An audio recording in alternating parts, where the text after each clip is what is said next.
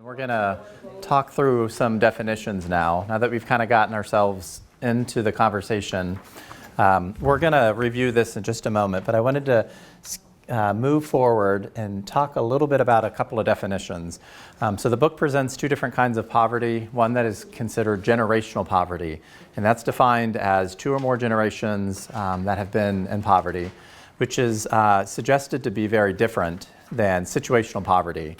Situational poverty is when an individual finds themselves in poverty, but due to something that's sort of temporary, like an illness of a family member or a death, unemployment, maybe significant loss, like damage to a home or something because of a hurricane or something like that. So there's they delineate a difference between those two, and it can be temporary or long impact or long effects that students oftentimes are dealing with. They talk about how poverty is relative. It is also found everywhere in all countries, all over the world.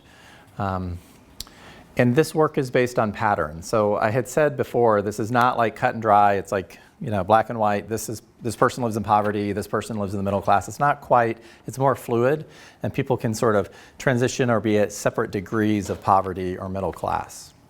So has anybody ever, going back to this form here that I handed out, sort of the main theme that the book is suggesting for folks in poverty is the relationships. And these relationships are used to help navigate situations that they're in.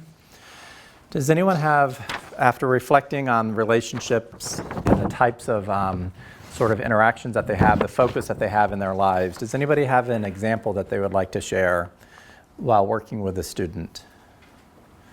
And if not, I'm happy to share one. Yes? My first teaching job in the public school system was at a high school for juvenile delinquents.